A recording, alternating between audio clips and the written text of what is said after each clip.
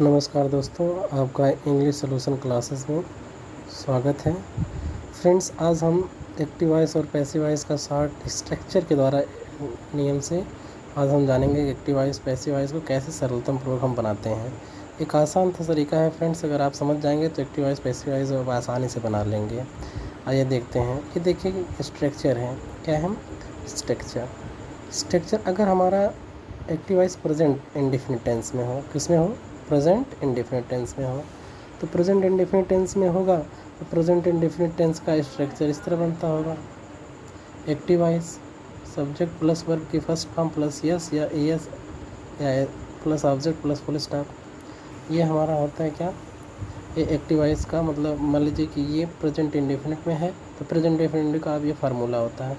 मान लीजिए हमारा active voice present indefinite tense में है और उसको हमको पैसिव वॉइस बनाना है, तो पैसिव वॉइस का स्ट्रक्चर देखिए इस तरह बनेगा। ये पैसिव वॉइस का ऑब्जेक्ट है और ये एक्टिव वॉइस का ऑब्जेक्ट है और ये पैसिव वॉइस का, ये एक्टिव वॉइस का सब्जेक्ट है। तो हम पैसिव वॉइस बनाते समय एक चीज़ ध्यान देंगे कि जब भी हम एक्टिव से पैसिव वॉइस बनाते हैं तो हम एक्टिव वॉइस के ऑब्जेक्ट को पैसिव वॉइस में नए सब्जेक्ट का रूप देते हैं। ये देखिए स्ट्रक्चर के द्वारा आपको समझाया हूँ। ये है आपका एक्टिव वॉइस का ऑब्जेक्ट और ऑब्जेक्ट को मैं यहाँ पे लाकर क्या बना दिया, न्यू सब्जेक्ट बना दिया। क्योंकि पैसिव वॉइस में जो एक्टिव वॉइस का ऑब्जेक्ट होता है, पैसिव वॉइस में वो सब्जेक्ट का रूप लेता है, वो सब्जेक्ट का कार्य करता है और उसे सब्जेक्ट के रूप में देते हैं।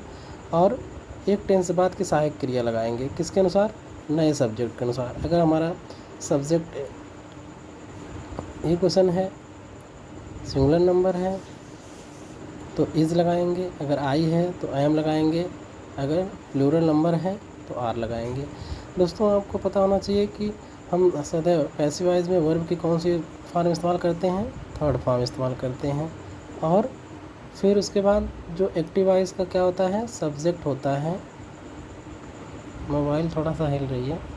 एक्टिव वॉइस का जो सब्जेक्ट होता है उसको पैसिव वॉइस में ले जाकर क्या बनाते हैं, न्यू ऑब्जेक्ट बनाते हैं। ये देखिए मैंने स्ट्रक्चर यानी तीर के माध्यम से मैंने आपको बता दिया है कि एक्टिव वॉइस के सब्जेक्ट को पैसिव वॉइस में क्या देते हैं, किसका रूप देते हैं, नए ऑब्जेक्ट का रूप देते हैं। और पैसिव वॉइस में नए ऑब्जेक्ट से पहले दोस्तों किसका प्रयोग करते हैं, हम बाई का प्रयोग करते हैं। किसका प्रयोग करते हैं, बाई का प्रयोग करते हैं। अब देखिए एग्जाम्पल के माध्यम से मैं आपको समझाता हूँ। स्ट्रक्चर आपको समझ में आ गया होगा, आप इसको देख लीजिएगा और आई थिंक आपको समझ में आ जाएगा।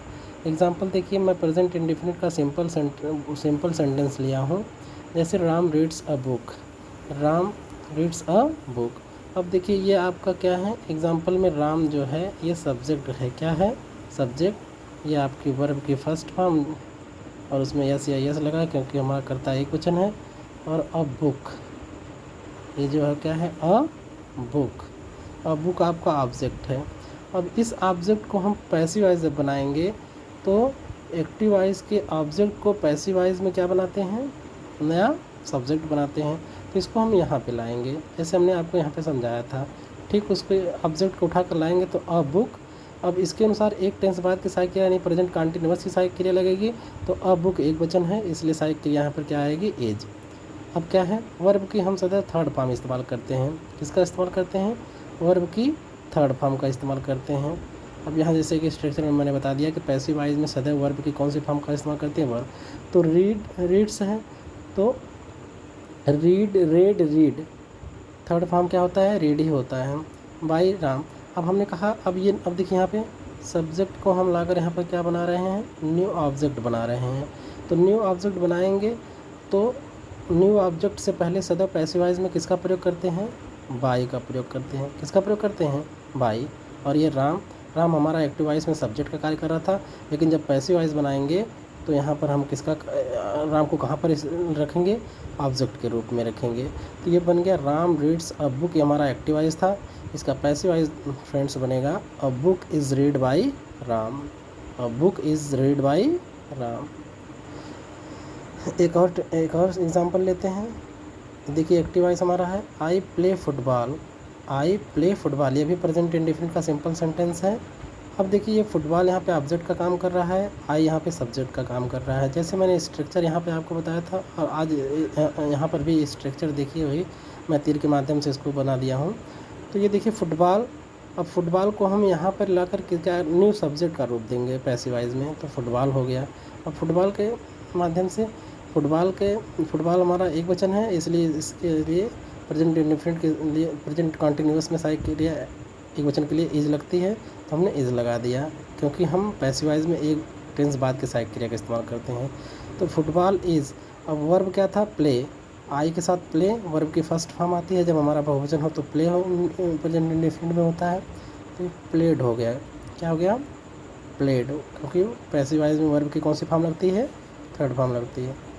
अब ये देखिए मी, यहाँ पे मी, अब हम एक्टिव वॉइस के सब्जेक्ट को पैसिव वॉइस में क्या बनाते हैं, न्यू ऑब्जेक्ट का रूप देते हैं। तो न्यू ऑब्जेक्ट का रूप देंगे तो आई सब्जेक्टिव केस है, तो जब यहाँ पे आएगा ऑब्जेक्ट के रूप में तो आई का ऑब्जेक्टिव केस, तो फ्रेंड्स आई का ऑब्जेक्टिव केस क्या होता है, मे होता है। तो इस तरह हमारा आई प्ले फुटबॉल ये एक्टिव वॉइस था, इसका पैसिव वॉइस बन गया football is played by may, football is played by may. I think आपको समझ में आ गया होगा दोस्तों। जय हिंद।